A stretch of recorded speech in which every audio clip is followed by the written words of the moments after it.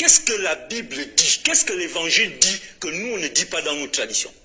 Que nos ancêtres n'ont pas dit. Est-ce que tu peux nous dire ça sur ce plateau? Je ne vois pas. Si tu parles d'amour, mais qu'est-ce qu'on nous a jamais enseigné? Est-ce que c'est Jésus le premier à venir parler d'amour sur terre? Est-ce que Jésus est le premier qui est venu parler de pardon sur terre? Même avant lui, dans sa propre communauté, il y avait déjà des gens qui enseignaient l'amour, qui enseignaient déjà le pardon. La seule chose que la Bible la seule orientation que la Bible nous donne, qui n'est pas dans nos traditions, c'est le fait qu'il y ait cette prétention à dire qu'il est le seul chemin qui mène à Dieu, ou bien qu'il est le Dieu lui-même. C'est la seule différence. Mais tout ce qui est dedans comme enseignement, je suis désolé, moi dans mes bandes, je l'enseigne, j'ai trouvé des gens en train d'enseigner cela avant moi, dans le Melan, dans nos traditions. Voilà un fanquet là, il va me dire que ses ancêtres ne connaissaient pas le pardon et qu'il a fallu que la Bible arrive qu'on sache ce que c'est le pardon. Salut les amis, j'espère que vous allez bien, et bienvenue dans cette nouvelle vidéo. Aujourd'hui, nous allons parler de tradition. Avant de continuer, j'aimerais que vous regardiez cette vidéo avec un esprit critique.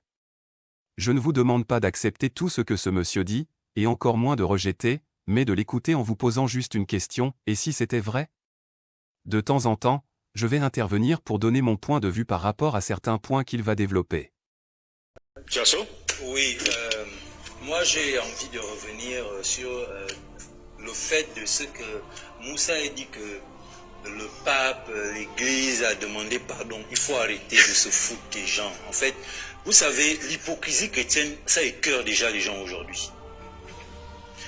Qui a demandé pardon au peuple africain? C'est quoi demander pardon? Il ne faut pas qu'on joue à les mots. C'est pourquoi on dit attention, la lecture ce n'est pas comprendre. Lire et venir exposer gens ce qu'on a lu ne veut pas dire qu'on a le fond ou la quintessence de ce qui est écrit. C'est pourquoi il faut faire attention à la lettre. Et on leur dit ça dans leur propre livre. Les hommes de lettres, c'est ce qu'ils sont.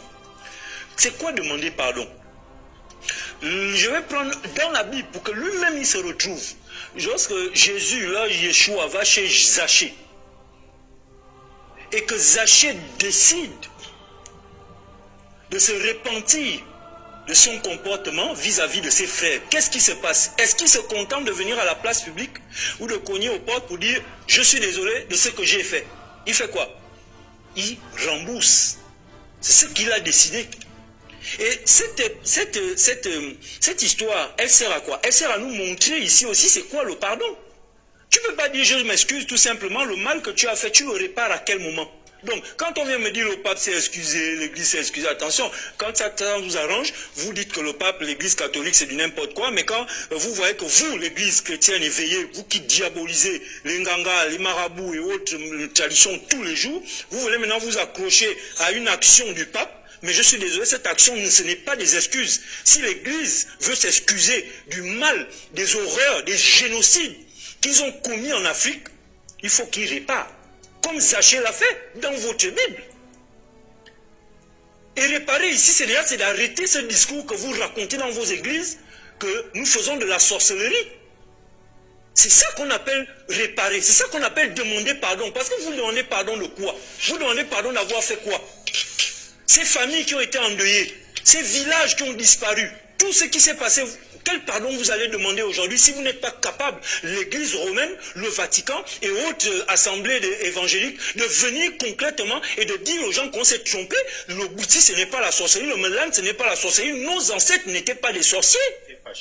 Oui, je suis fâché, et ça il faut le savoir. Je suis fâché. Je ne vais pas me calmer cette fois-ci. S'il vous plaît, ne cherche pas à me distraire. Je suis en train de te ramener sur ta propre raison. Comment est-ce que vous venez nous parler de pardon? Nous ne sommes plus naïfs. Il faut arrêter, monsieur Moussa, de manipuler les Africains. Les Africains aujourd'hui, ce ne sont plus ceux que vous pensez. Avant lui, il y avait ces moutons que vous avez conçus, que vous gardez dans vos bergeries. Mais aujourd'hui, il y en a qui sont sortis, qui sont les brebis galeuses. Et moi, j'en suis une. Et fier de l'être, je ne veux pas rester en esclavage. Et on vous dit arrêtez de nous raconter ce qui vous plaît. Oh, le pape s'est excusé. Quelle excuse? Est-ce que c'est comme ça que les excuses, ça se passe? Les excuses ne se passent pas comme ça. Ça, c'est la première chose. Deuxième chose, tu parles de nature, qui aujourd'hui a changé. On est maintenant dans une histoire qui a parlé de quoi là? C'est quoi? Bref, la nature, c'est quoi? La nature, tu ne peux pas dire que l'homme s'est éloigné de la nature. La nature, c'est chaque instant, chaque moment, chaque action que nous faisons, c'est la nature. Sauf que dans la nature, on peut lire le bien, on peut lire le mal. Donc, peu importe ce que les hommes font aujourd'hui, nous sommes toujours en phase avec la nature. C'est la nature qui nous permet d'être assis là. Si nous sommes là, c'est la nature. Mais je vais vous rappeler une chose. vous les moutons de l'église, je n'insulte personne, lorsque je le dis, c'est vous-même, vous êtes des moutons. Vous les moutons de l'église, il y a quelque chose que vous oubliez. C'est que lorsque vous allez en Russie, lorsque vous allez en Chine, lorsque vous allez dans les pays arabes ou en Europe, vous n'allez jamais trouver de débat où des Européens sont en train de dénigrer leur propre culture, leur propre tradition.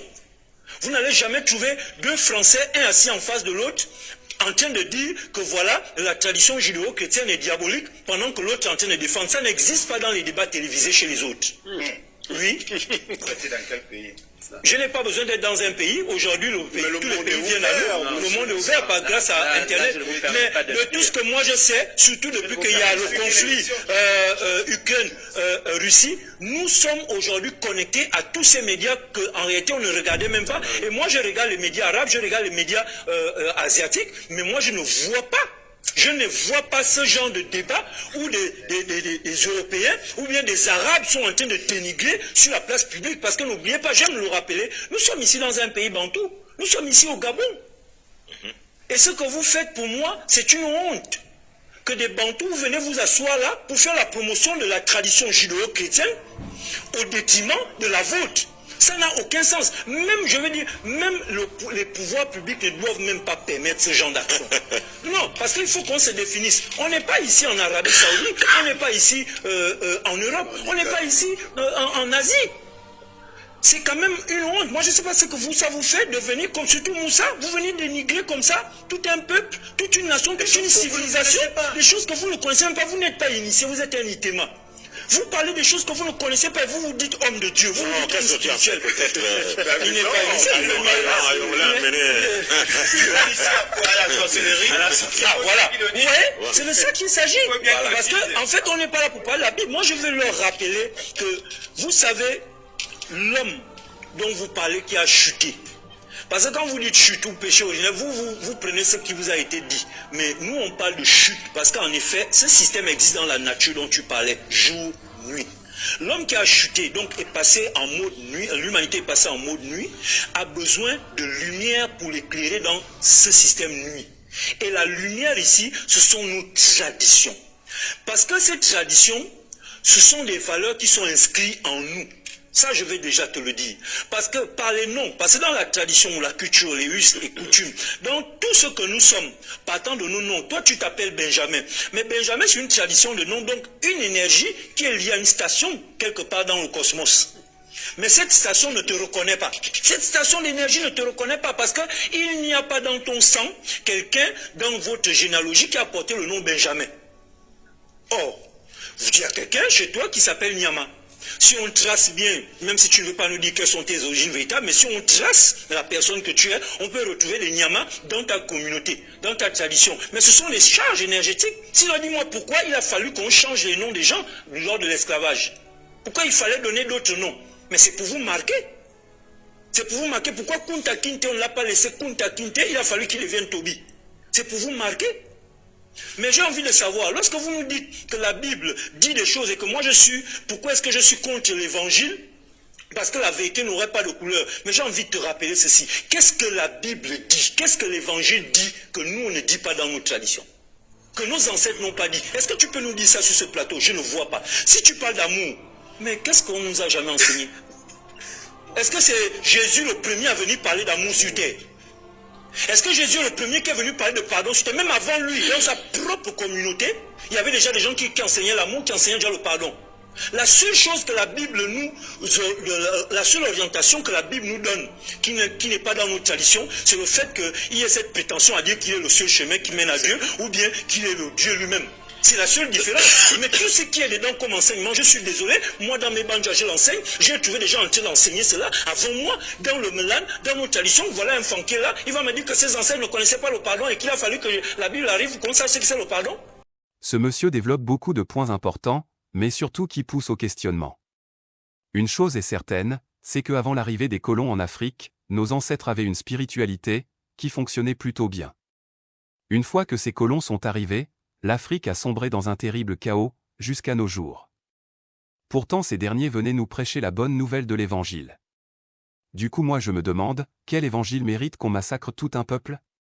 Pensez-vous en toute honnêteté, que leur Évangile nous a appris quelque chose, que nos ancêtres ne savaient déjà? Moi je pense que si on veut se libérer de la colonisation occidentale, il faut aller résoudre le mal à la source. C'est-à-dire, là où tout a commencé. À présent, je vous laisse méditer sur ces questions, et je vous souhaite de trouver les bonnes réponses. C'est déjà la fin de cette vidéo, laissez un like, et abonnez-vous pour soutenir la chaîne. C'est complètement gratuit.